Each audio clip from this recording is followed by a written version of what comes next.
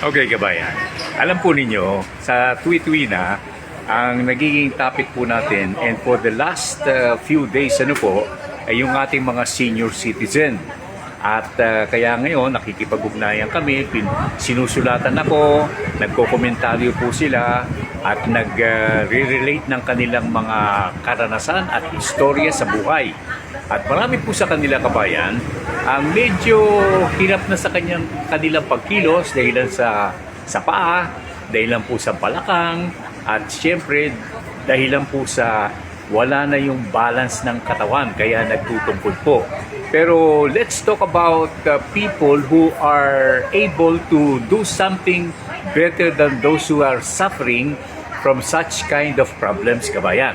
At isa po sa kanila ay si Ginoong Fernando Bautista na anong probinsya po ninyo? Pampanga. Sa Pampanga. Tarlac.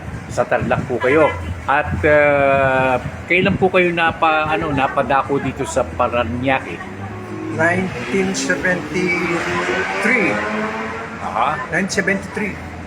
And what were you when you were still younger? Aircraft mechanic. Ano po? Aircraft mechanic. Aircraft mechanic? Ibig niyo sabihin, hindi lilipad ang eroplano kung wala ang mga mekaniko. Oh. Tama Ano yun. po ang particular line of work ninyo as an aircraft mechanic? Mechanical. Ano po yun? Ano po? Paliwanag niyo.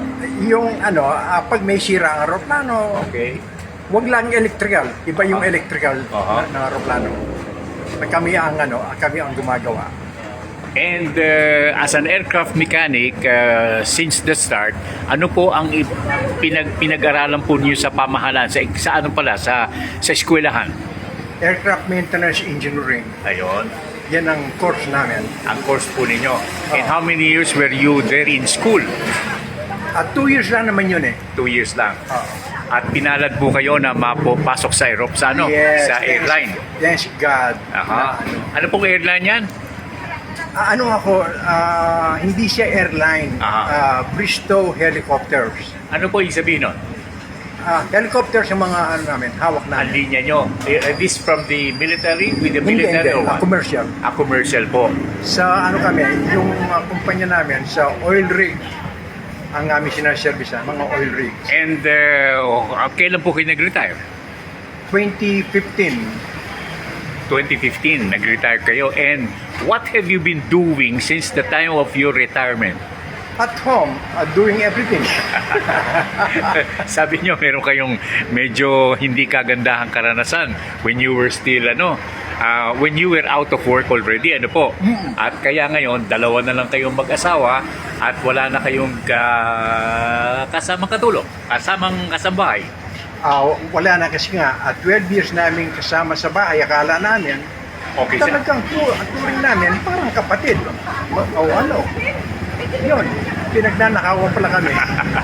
Okay, part of your sad experiences, kabayan. Yes. Okay, let's talk about your health, sapagkat maraming nagtatanong sa atin, yung mga kababayan po nating medyo may edad na, at sinasabi po nila ay, alam nyo, Ka Jerry, ito po mga bagay na ito, pambihira yung mga taong talagang malakas na malakas pa, despite the fact na ang edad po nila ay malayo-layo na. Nasa pre-departure area, departure area na sila, pero mahina na kami. What about you? Hindi ko kasi iniisip ng ganun eh. Aha. Basta't ang iniisip ko, malakas ko, aabot ako ng 100 years. Ang aking paniwala, nasa pag-iisip lang yan. It's only in the numbers, Yes. Okay. Yes. How old you, sir?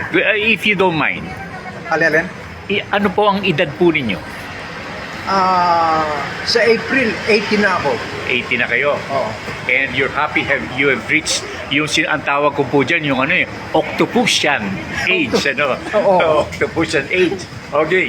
At wala po kayong nararamdaman o kaya wala kayong pinagdaanan na operasyon o kaya mga sakit. Yung nga, 3 major ko na. Isang, yung sciatica. Okay, one. Yung sa likod na pinaluwag yung lumbar. Lumbar area. Okay. L3, L4, L5. Aha. Tapos? Enough in order, yung prostate, Okay. yung hernia, Hernia. 2 weeks ago lang, yung hernia. Tatlo na operasyon. Tatlong operasyon. Okay. And ano po ang naging resulta nito? Okay kayo? Thanks God, so far, okay naman. Okay. At yung misis po ninyo, ano pong pangalan ni misis? Adoracion Bautista, Adoracion Bautista. Ano po ang ginagawa niya? sa bahay lang. Okay. Pareho kami sa bahay lang. Wala kaming business. So kayo po ang nagtatrabaho sa bahay, kayo naglalaba. Sino sa inyo naglalaba? Ang misis ko, halo-halo, kumisan ako. Kumisan. Okay. Yung itong mga ano sabi nyo, you want to reach the age of 100 ano po para you'll be able to avail the 1 million. Yes, why not? Nasa Okay. pag-iisip lang yan eh. Marami ko yung anak. Dalawang babae, Aha. pareho may asawa na. Okay. At marami ng apo. Yun, doon kami wala. Wala pang apo. Bakit? Wala talaga. Ganun. At hindi na magkakaanak. Ano, pero Ano na sila? okay naman kayo sa mga anak po ninyo. Ayos naman. Okay. Kung ano po, mamarapatin, ano ang maipapayo po ninyo sa mga kababayan po nating medyo tumatanda na at ika nga ay yung iba parang nawawalan ng gana, nawawalan ng pag-asa, sinasabi gusto ko nang lumayo, gusto ko nang umalis, gusto ko nang sabi niya pumunta na doon sa kabila. Ano po?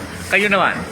Hindi, wag mo isipin na darating din yun. Aha. Di ba? Hindi masasabi kung kailan. Iyan ang kontratang pinirmahan natin na hindi mo nakikita. Gano'n? Di ba? Tika muna, sir. Nakipagpirmahan kayo?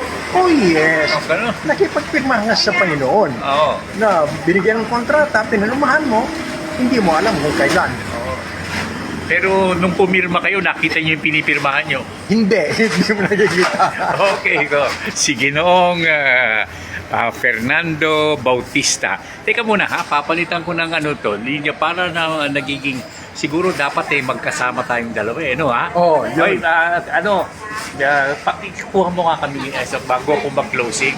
Kaya kitang-kita mo, ayan ha. Huwag mong tatakpan ng daliri mo. Kaya si Risa ang aking pagiging kasama.